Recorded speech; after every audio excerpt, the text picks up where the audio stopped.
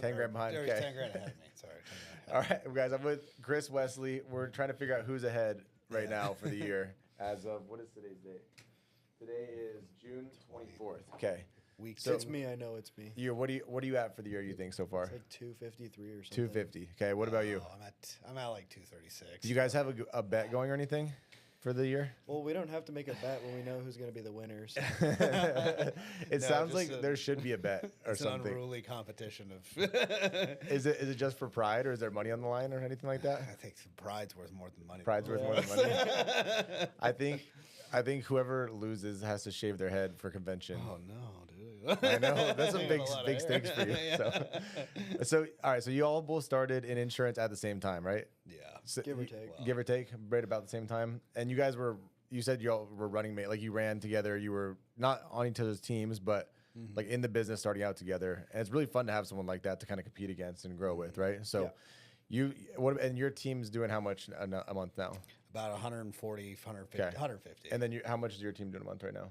A little over 100. A little over 100. Okay, got it. So you're a little head in selling. He's a little head team building. It's good to be able to drive each other that way, right? 100%. What you were doing car sales before you started, correct? Yeah, I was doing sales and finance. Sales and finance. Yeah, Okay, got it. F&I manager and all that. How did you ever think you'd be selling insurance? I never thought this was going to even come to fruition. Okay. Yeah, I never thought this was even a thing. Like when Chris Amaya, my upline, even recruited me when he was at Verizon, he was selling phones still. I was like, hey man, that doesn't sound legit. Like that sounds crazy. And then How did you guys know each other? the gym. Okay, got I it. asked him to spot me one day, and then a friendship was born. Got it. He didn't let you die, so you're like, we could be friends. We can be boys now. What did he spot you on? Incline press. Incline press, okay, I was like, got hey it. man, I don't think anyone else in here is going to lift this off me. Yeah, I don't trust anyone else in here. You look like you're on. You look like you take some supplements. Yeah, so you could. if you know Chris and I, he's Jacked. Yeah. big boy. Cool. So you were doing, and then Chris started doing insurance. He tried to recruit you, right? Was he in insurance yet, or no? When he recruited He you? just had started. Okay. So like he just left his job in cell phones. I was like, man, I don't know, life insurance sounds rough. And then then I saw him like 2-3 months later, and I was like, dude, how's the life insurance thing going? And he's telling me all this $20,000-$30,000 a month he was Yeah. making, and 20 to 30 grand a month in the car world, like you'd be You're a stud. You'd Yeah. be monstrous. Like Yeah. you'd be like one of the best in the world. And I was like, there's no way he's making that kind of money. And well, He was. he was. And now So I'm here. how long were you doing finance and car sales for? Car sales for about 3, finance for about a year. Okay, Yeah. got it. What did you do before that? I worked for Lockheed Martin. Really? Yeah. As an engineer? No, I was in executive protection. So Okay. I followed CEOs around, Marilyn Houston and Rick Ambrose. Got as it. their executive protection team. Wow. We would travel all over the U.S. and other countries and stuff, and travel with them by their sides. And then I'd sit at the campus in Waterton Canyon in Littleton, Colorado. So And how long did you do that for? I did that for like 5 years. I Really? loved it. But How then did you get into that line of work? Dude, I used to do like personal training and stuff like that, and I was a men's physique competitor. Yeah. And these guys that I was like competing with were like, "Yeah, we work here as a security guard. You know, you should give this a shot." And I was actually knocking doors and bartending too. I did like 3 jobs, and I was like, "Man, maybe I should go with this safe corporate route versus like sales and all this stuff." Yeah. So I did.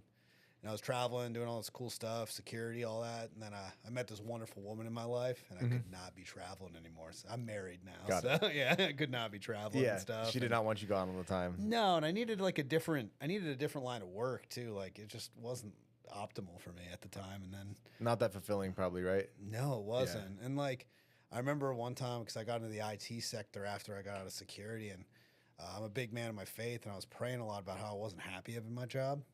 And all of a sudden, car sales kept hitting my head. I was like, car sales, really? Like, I should do sales? Like, this is crazy. And it worked out pretty well after that. So you start doing sales, and then you got into insurance. What was your first month in insurance? 20 grand. No, so when did you start? Oh, December. Okay, of, got it. like, So 24. December, you sold 20,000. Yeah. What did you net your first month in the business?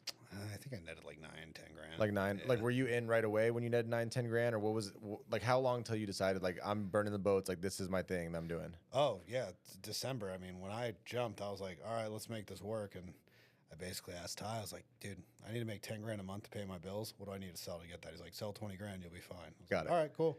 So you And sold then- you sold that your first month. You hit it. What did you do to sell that right out the gate? It required a mandatory like 6 days a week of work, period, bar none, and then failing as fast as humanly possible. I was asking all the questions at training, writing down questions as I occurred during dialing, like, oh, I don't know how to get past this intro objection. Help me. I don't know how to close this deal.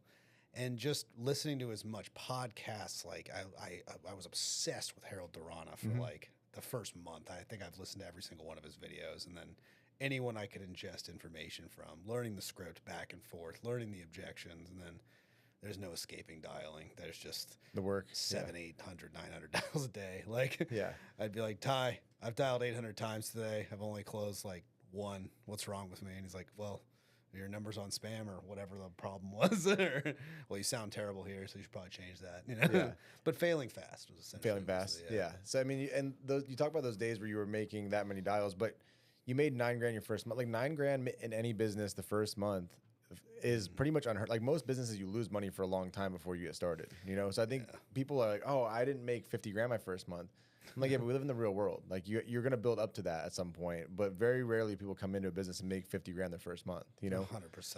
So to go from that to then what's your best month income wise? Like take team plus personal production. What's the most you've netted in a month so far? I deposited like $45,000 last month. Okay, so that's your highest month so far, right? Highest, yeah. So to go from 9 to 45, what's that pathway look like? Like, what are some things you've done every month to get better at selling and then start recruiting people in the business? I mean, step one, refining the process, like really becoming very lethal, like when it comes to selling people and getting people, like clients, their policies. Yeah. Like getting people in front of you and you have to master the craft a little bit. Like that comes in time, of course. And then lead spend, like spending money on leads and then just having a consistent lead flow. Lead flow is cash flow at the end of the day. And that is the truest statement I've ever heard. I remember first coming into this in the car business, when I heard about lead spend, I was so nervous to even spend like $1,000 a week on leads. I'm like $4,000 a month on leads. Are you crazy? Like that's insane. Now it's, I mean, Westley can agree with me on this. We don't even bat an eye at it. I mean, yeah. What do you spend a week on leads now? $4,000. $4,000 a week on leads. Got it. Yeah. So you're spending $16,000 a month on leads now. Yeah, easily. For between you and your team, or what? What are you spending that much on? With my team, I mean, we're talking like 20 plus. Yeah. Okay. So you're spending a lot of money on leads right now. Yeah. So what gave you the confidence to start doing that? That's a lot. That's an aggressive lead spend. Because you start seeing the money come in. Like you were saying, like once you start tapering up a little bit and like your comp starts going up and you start making all this money from the leads, you start betting on yourself. Yeah. You really start to say like, oh wait, so if I buy $1,000 in leads, I can turn that into $5,000-$10,000. Well, if I can buy more leads, can I turn that into more money? More dollars. Yeah, exactly. It's just a business. It's input output, right? Like I'm going to get what I put in. Yeah. And it's, if you're good enough to bet on yourself and you've refined the system, made yourself good with the script, you know if you get people in front of you, you have a very strong chance of closing them. And I have about a 33-40%, give or take on the day, chance of closing you if I get in front of you. Yeah. So you only need 5 conversations, or you need 10 conversations a day if you want to close 3 or 4, right? Exactly. And then that's, if you do that a couple times a week, then you're good to go for the week, right? Right. How is it different than car sales? Like, what's the biggest difference from insurance versus car? You're much more tactical with your approach. Like, and the other thing is body language is now gone. So when you It's all phone. Yeah, you're moving 90%. Like I can't look at you on the phone. Like I don't know what you got a bottle of booze in your hand. I don't know. Yeah. A baby. It beats me, dude. Yeah. I'm going off tone, your voice, and that's it. That's all I have. And you have to be much more careful with your words. Because they can hang up in a second. 100%. Yeah. If someone's going through the finance part of a deal, they're not going to back out probably when they're sitting there signing those weird little flip things that you know what I mean? Like well, and like in car sales, bro, you could like almost, it sounds bad, it's a poor word, but bully people into sales. Like that's a really common thing in the car industry. It's like pushing people into buying things. Yeah. In the phone industry, that's not a thing. They'll just hang up on you, man. Like, and even the thing, one of the first things actually Westley taught me, it was like, I was sitting in the pit and I was like, I made my first one of my first awful presentations. He's like, dude, you're laughing all the time. You're loud. Your tone's all over the place. That sounded atrocious. Yeah. And I was like, crap. And then you're listening to these calls and I was like, man, the way I was selling in the car business, like I came into this thinking I'd be the best there was, right? I was like, dude, I got to change the whole process. I sound atrocious. You're like, I was sloppy in the car business. Yeah, but you could get away with it because you have the cheat code of being charismatic in person and like being able to talk to anybody. It's just a cheat code. But you crutch on that heavily in person sales versus over the phone. Yeah, so you got much more tactical, started doing much better. Yeah. And then you guys were competing with each other. So he was telling you like, dude, I'm competing with you, but that sucks. Don't do like that anymore. Let's actually, I'd like you actually to sell. I want some real competition, right? Right. So what about you? Were you in sales before you started insurance sales? My background's not as interesting. It's quite boring in comparison to Mr. Nicholas. But I had like a brief stint in sales. Okay. So I came from like retail. So I worked at Walmart for a little bit. So not super fun. But then I had a little bit of time in the car sales industry. Not very successful at all. And then after that, I went into phone sales. And then I was doing that for about 2 weeks. And then I got fired. And then I found this job on Indeed. And then here we are. Here you are, yeah. Yep. So what did you get fired for phone sales? Can you say on YouTube? Yeah, so long story short. Are we past the statute of limitations? Yeah. So long story short, I was just basically late one day for like 5 minutes late, and they were just like, yeah, you're fired. And I was like, oh, that sucks. That sucks. Yeah. Okay, cool. I guess I'll sell insurance. Yeah, pretty much. Okay, so you saw the Indeed ad. When you saw it, were you like, this sounds like too good to be true, but I just got fired from wherever, so I got to go do it? Not really, actually. It was kind of a blessing in disguise. So that day I actually had 3 interviews. So it was another interview at a car dealership. I didn't actually want to get back into car sales, but I was like, well, I need a job. And then there was a door-to-door pest control place, and then this job on Indeed. And then it was the last one on the list, and I was like, I was going to be late to it, so I was like, I guess I'm not going to make it. And the car sales interview, they like blazed through it. It was like 60 seconds, and they were like, all right, I'll recommend you to the next spot. And they never ended up calling me back either. Yeah. I was like, I guess I'll make it to the interview, and then went home, did the interview, and then I was talking to Ty, because he's my upline, obviously, and he was like, yeah, the best day I've ever had. I made like $18,000 in a day. I was like, all right, I'll do it. Yeah. So then I was like, all right, I'm sold, and then basically so you were in day one. Yeah, pretty much. I was like, well, to an extent. I had the belief day one. Okay. But not the activity or like the work that was required to actually be successful for not for like the first 3 months. So because I started a little sooner than Nick, so like my first few months was like really rocky, and then like when I started to take it seriously is when he started, and that's why we're like kind of running buddies. So your first couple months in the business, you said like were you just not showing up very much? You were in and out. No. Were you making any money in insurance at all? No, not really. So like my first 3 months-ish, I was coming in like every other day, like 9, 10, 11 o'clock, leaving at like 2, 3, 4, 5 o'clock, like just really like off days, like every other day, and just not really like having any kind of focus or structure. And I could see the vision, but I was doing some other stuff on the side that was kind of like making more money than I'd ever made, you know, in my life, like just flipping cars and stuff. And so I was like more focused on that, but I could tell that the vision, like that this industry could provide so much more, but I was just so caught up with like all this money I was making, because I'd never made that much money, because I'm not, I'm only 20 years old. So I was like, oh, this crazy amount of money. Oh, this is great. And then kind of just had to sit down with Ty, and then went over what the expectation was, what I had to do. He was just like, dude, you just got to buy leads. And I was like, all right, I'm in. And I just bought leads, started sucking way quicker, and then kind of figured it out, and then just kind of exploded from there. So when he was giving you leads for free, you weren't taking him serious at all? No, and not then really. he was like, he sat you down and was like, I'm not giving you leads anymore. It was actually the opposite. I went and sat with him. I was like, Ty, I'm going to quit. Like, I don't want to quit, but like I want to quit. So like I need to know what I need to do to make this work, because I can see the vision, but it's not working. And then we just had like a sit down, like a serious chat, like this is what you need to do.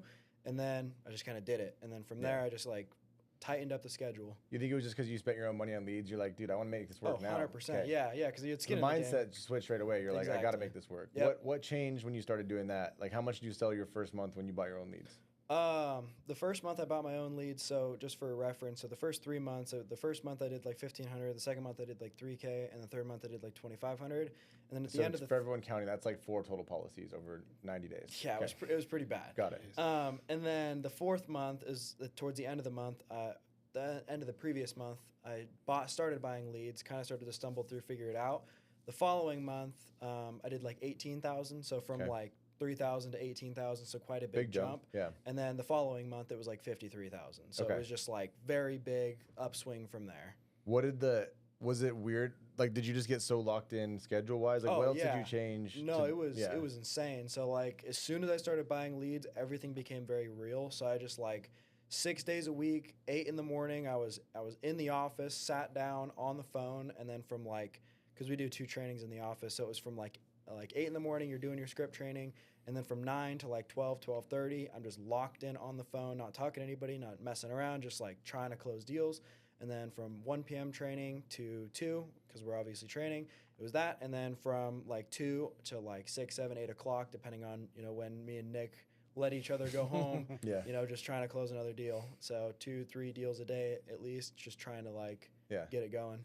So what changed? You were coming in at 11, like sleeping in, coming in at 11. Like, was it easy for you just to start coming in at 8 o'clock and then working 12-hour days? Or what was that transition like for you? So for reference, I also live an hour south of the office. So it's an hour drive. It's an hour commute to and from every day. So that also contributed to why I was so like kind of lazy starting out. But as soon as I started like betting on myself and putting money into it, because I'm very like business and like analytical and like money motivated. So it's like, okay, now that I have skin in the game, if I like piss off, it's like, this is my money. This is my like livelihood. So I'm like, I don't care about Ty. Screw his money. No, screw his money. I don't care about him. But when it's my money, I'm like, all right, now we got to take this seriously. Okay, got it. And I think there are people like people that are watching this, and when you manage people, like sometimes you like want to give them everything, but people won't pay attention until it's their own money. No, exactly. Until they have some skin in the game and put their back against the wall. And I know that firsthand, so it goes very heavily in my like recruiting and training and everything like that. So I feel like that's why it works kind of good. So you sold 50. What were you spending on leads per week when you sold 50? That month after 18, you sold right at 58 or whatever. I think it was doing like 1,500 to 2,000 a week. Okay, so you were converting a really high percent of leads in. What what did you start doing well? Like how many dials? Was it dials a day? Was it you've got pretty good at sales? Yeah. So I just kind of like dialed in my script, and I mean, I'm gonna be honest. I was never like a super like really big. I don't want to say like a dialer. I think the most dials I've ever made in a day was like 500. So it's like pretty. It's kind of a lot, but it's not. You just converted a lot of the people you got on. Yeah. So it's like when I would get on the phone with somebody, it was very like quick to process them, because my biggest issue starting out was that I would give everybody too much time of the day, and then I would go through a 30-45 minute phone call, and then it come to find out they're like, well, I don't even have a bank account, and it's like, okay, why did we waste all this time then?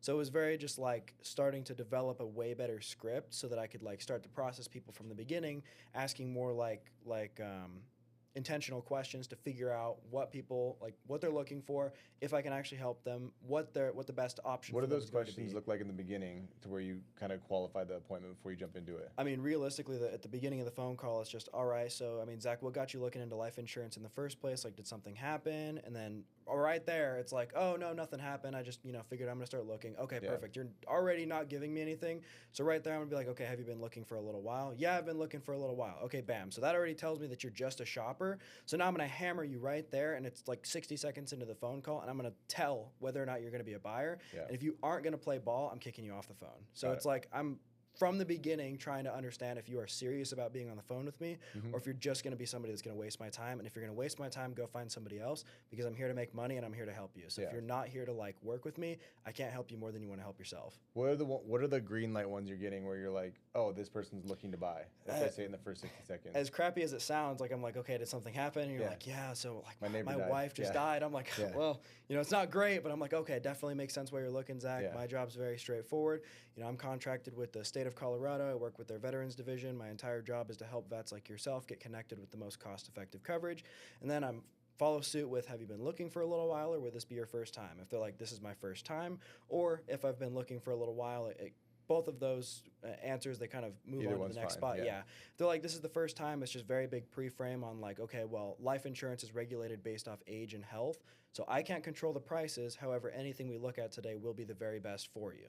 So just very like meticulous, like planting the seed at the very beginning that like, it's probably going to be more expensive than you're expecting. However, we both know that you need this, so let's not play games here. Whatever we look at is going to be the best for you, so we're making a decision today. Yeah. So it's like from the beginning, planting those seeds, like just being very just specific about my wording and making sure that we're on the same page start to finish. Yeah. I think it's counterintuitive in sales sometimes, because people think, and recruiting, like if they think that if you are too upfront with people like that, then you'll scare them away. But the reality is, if you don't do that, then you get to the very end, and then the person says no anyway. Exactly. Same thing with recruiting. Like, people are like, if I tell them all the bad things, like you have to buy leads, we have chargebacks, and there's debt and all that stuff, like it'll scare them away. But the reality is, I think, I'm like, if I didn't know that there was all the bad stuff, it would be too good to be true. Exactly. So like, I need to know all the bad stuff because I'm like, I'm okay with the risk of the bad stuff because of the upside of it, right? Yep. I think we get that mindset where we're like, well, what if I scare the client away? You're like, yeah, but you're like, well, what if they waste an hour of my time? Exactly. You know, So- I'd rather get up front with them and then just buy enough leads to where you can be super presumptive and have that doctor-patient sort of attitude.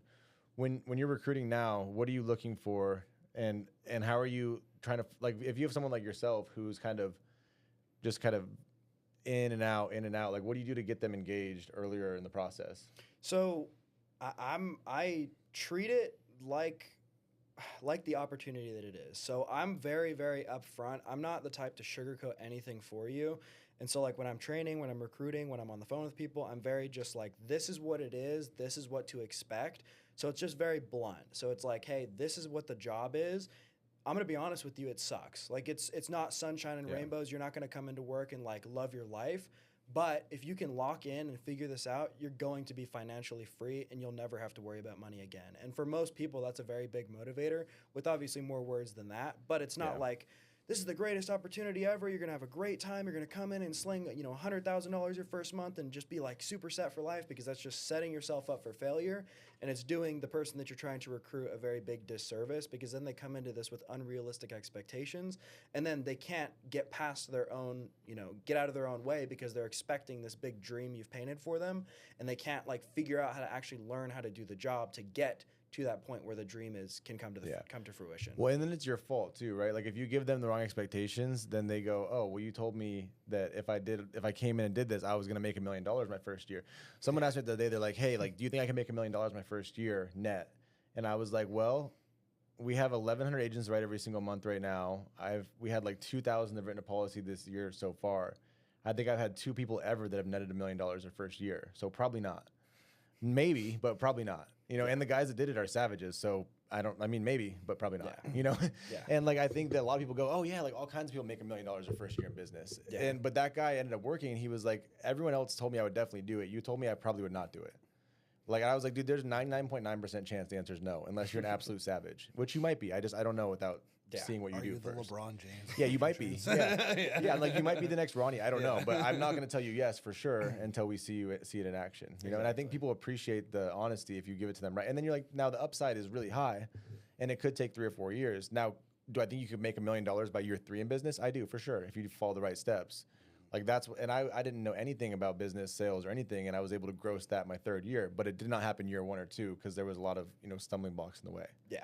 Now that what's your goal as far as recruiting goes? Like you're super money motivated, and I think that that's a good thing, except for the hard part with building a business is if you're only money motivated, you'll hit a certain cap, and then you'll get to that and you won't want to make any more money. Yeah. So like, have you thought about that at all? What you're going to do to keep moving past the money goals you've set for yourself so that you don't get stagnant at a certain point? So if I'm going to be honest with you, I already know, and I've already had a come to Jesus moment that it will never be enough, which is a double-edged sword. It's very good and bad in business because you'll never lose like your momentum, but you'll never be satisfied. So it's like, yeah, but who needs to be happy? You're a man. Yeah. Exactly. Just be a man. Don't be happy. To answer your question, I mean, there's really not like a hard stopping point, because it's like it doesn't really matter how much money I see in my bank account, because it's really not the money at the end of the day that motivates me. It's a really nice byproduct. Like I will gladly keep the money. It's the competition more. Exactly. Yeah. I enjoy selling. I enjoy feeling like I'm being productive. I enjoy building other people up,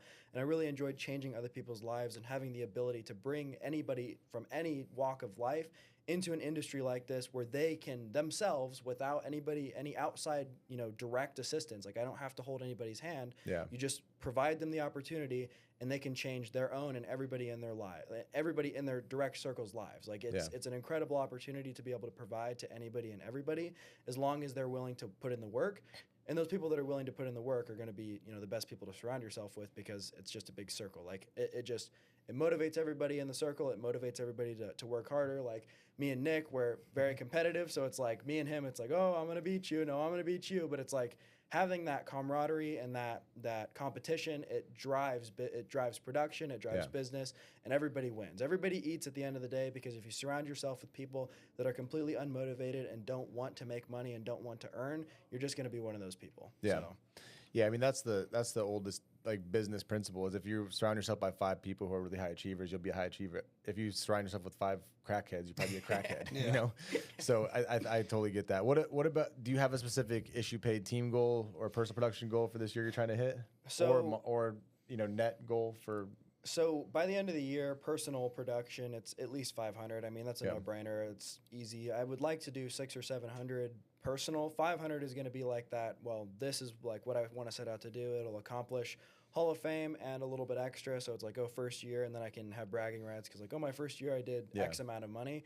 But honestly, I think I just want to start, you know, building and creating like a pretty large team because like I am only 20, so it's like it'd be nice to be like you, where it's like, oh, the youngest integrity partner and like just like have the bragging rights. That's kind of what I want is just like to build something really big, to have, you know, a big group of individuals that like you can go to, that can be yours, and just have like a really nice team atmosphere where you can go and do things together and that whole kind of a deal.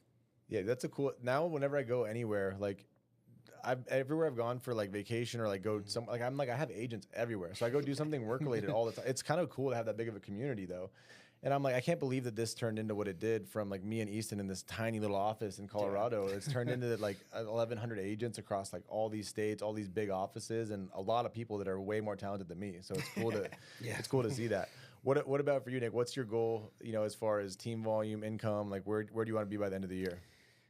Very similar to Westley on the $500,000 is, and I know this might, I don't know, want to sound arrogant, but $500,000 is almost like guaranteed. Like if I didn't hit $500,000, I'd be pretty disappointed.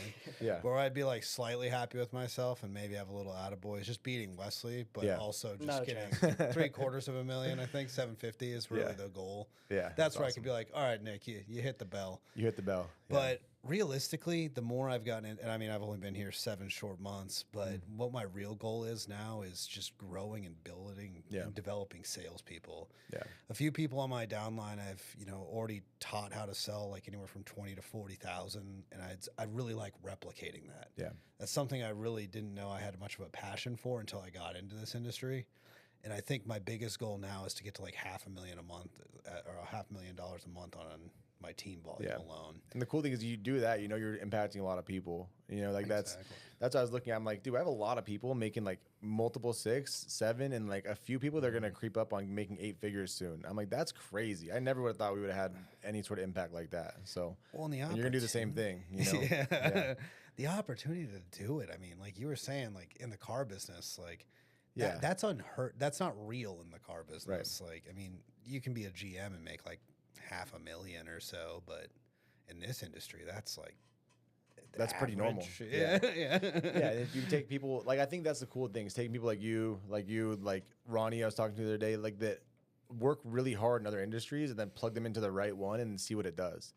Like he was working, owning 2 restaurants, working 100 hours a week, making $100K a year, never seeing his family. Turns into this business and is going to net $3 million 18 months in the bit. I'm like, that's crazy, but he deserved to be in the right vehicle with the work ethic and the intelligence he had, you know? And that's what we all have the chance to do. So 100%. Don't you wish you could just tell every hard worker out there I do, this is possible? That's why we're doing a lot of these things so that we get everyone out there. So, and that's become my goal too, is like just everyone that I talk to that deserves it, that wants it, that's willing to bet on themselves, like show them what we do, plug them into our industry and let them do the rest. So. Because everyone does all the work. Like I did a lot of the work. I learned from Sean, but I did a lot of the work. Like Ty, you guys, you do the work. You know, I didn't do anything besides just find someone that found y'all, plugged you in, and you guys go and kick ass and take names and get all the credit. So I appreciate you guys being here. You set an amazing example for our team, and it's going to be a big, big year. I'm glad y'all are way more talented than I am. So I'm thankful to have you on the team, and I appreciate you being here. Thank you, Zach. We appreciate you. Good. Cool. Thanks, Chris. Oh, that was the best one, boys.